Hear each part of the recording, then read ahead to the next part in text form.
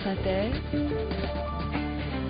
le 7-9 de Patrick Cohen. Michel Rocard est notre invité ce matin. Bonjour Monsieur Rocard. Bonjour. À vos côtés, l'économiste Pierre Larouturou. Bonjour. Bonjour. Vous publiez demain, tous deux, chez Flammarion, un livre très stimulant sur la crise actuelle et les moyens d'en sortir. La gauche n'a plus droit à l'erreur. Chômage, précarité, crise financière.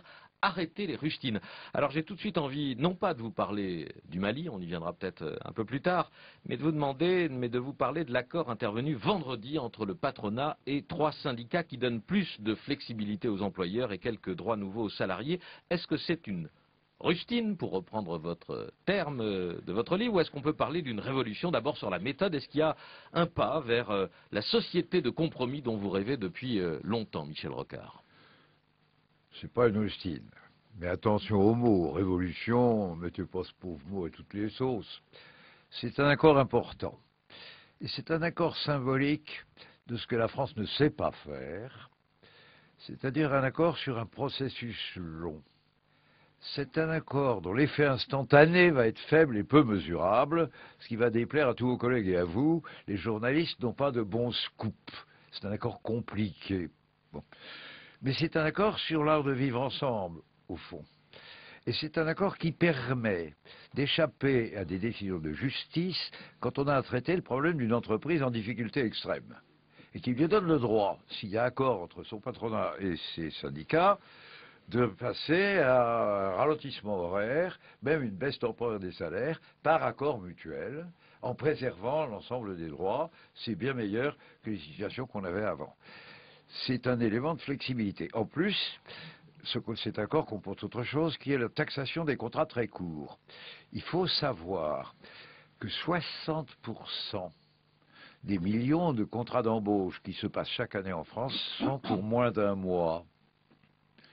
Il y a moins d'un quart des contrats qui est à durée indéterminée. C'est fou ça. Il faut décourager cette tendance à précariser tout le monde, à fragiliser tout le monde, ce qui est épouvantable. Cette taxation est une désincitation, c'est pas mal. Bon. Je suis content que le patronat ait accepté ça.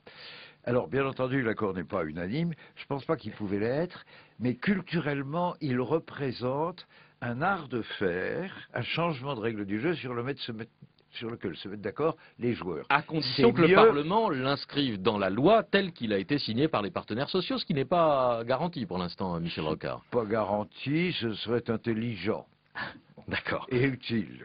Pierre Larouturou. Alors la révolution, c'est pas révolutionnaire, disait Michel Rocard. La révolution, elle est dans votre livre, parce que Pierre Larouturou, vous êtes un défenseur de longue date de la semaine de 4 jours, et vous y revenez dans ce livre. Votre chapitre s'intitule « Einstein avait raison » parce que dès les années 30, ce grand savant qu'était Einstein expliquait que le progrès technique devait forcément entraîner un partage du travail. Oui, Einstein expliquait que la cause fondamentale de la crise de 29, c'était les inégalités. D'un côté, des gens qui étaient au chômage, qui faisaient 0 heure par semaine, qui gagnaient $0, et puis des actionnaires qui ne savaient plus quoi faire de leur argent. Et Einstein disait, la cause fondamentale de la crise, c'est les inégalités, c'est le chômage. Et d'où vient le chômage? Du fait qu'on a fait des gains de productivité qu'on n'a pas su gérer. Alors que Ford, le patron des automobiles Ford, avait dit, je passe à la semaine de 5 jours sans baisser les salaires. Et il avait fait. Mais les autres patrons n'avaient pas voulu suivre. Or, aujourd'hui, depuis 40 ans, avec les robots, avec les ordinateurs, avec l'intelligence, la formation, on a fait des gains de productivité beaucoup plus colossaux. Et le contrat social n'a pas évolué. Souvenez-vous, il y a 20 ans, presque jour pour jour, c'est un grand patron, Antoine Riboud, dans Le Monde, le patron de Danone, qui disait il faut passer à la semaine de 4 jours, 32 heures, sans étape intermédiaire, ça obligera toutes les entreprises à créer des emplois. C'est pas ce que pensent la plupart des grands patrons aujourd'hui. Il n'y a que 400 entreprises qui l'ont mis en place. Mais le but de notre livre, c'est d'apporter une vision globale de la crise et de dire, vu la gravité de la crise, on montre la bonne nouvelle. On voudrait dire 2 choses. Premièrement, avis de tempête. La crise n'est pas finie. Il n'y a aucune chance que la croissance revienne l'année prochaine. Quand on voit ce qui se passe au Japon, en Chine, aux États-Unis, c'est se moquer du monde que de penser que la croissance va revenir et va régler les problèmes. Mais bonne nouvelle, la gauche a un plan B.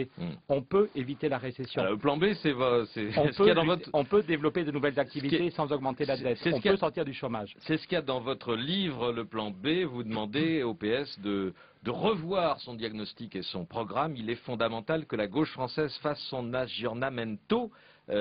Écrivez-vous pourquoi, Michel Rocard, pour devenir pleinement social-démocrate et pour assumer cette ce qualificatif et cette Ça filiation? peut se comprendre simplement. Il y a beaucoup de parallélisme entre l'économie et la médecine. Chacun sait très bien qu'on ne peut pas soigner un malade si on n'a pas d'abord un bon diagnostic. Je fais partie, Pierre Laroutouru, mon vieux complice aussi, des gens qui ont dénoncé ce qui se passait pendant la campagne électorale, des deux côtés d'ailleurs. Puisque des deux côtés, on nous racontait, aussi bien Nicolas Que la crise Sarkozy était finie. que François Hollande, qu'il suffisait d'ailleurs le bon pour que la croissance revienne. Et mes copains, mes amis des groupes d'études du Parti Socialiste avaient produit un schéma dans lequel, avec l'élection des socialistes, on devait avoir 2,5% de croissance par an pendant 4 ans. Et c'était faux. Aucun des moteurs capables de produire cette croissance n'était en marche. Ni la consommation, ni l'investissement, moins encore l'exportation, et sûrement pas la dépense publique, puisque par ailleurs tout le monde était en train de dire qu'il fallait, cette pauvre dépense publique, qui est aussi un des moteurs de l'activité économique, il fallait la baisser. Alors, tant qu'on n'a pas compris la crise, on ne peut pas la traiter, et c'est un drame sur lequel il faut oser le dire maintenant.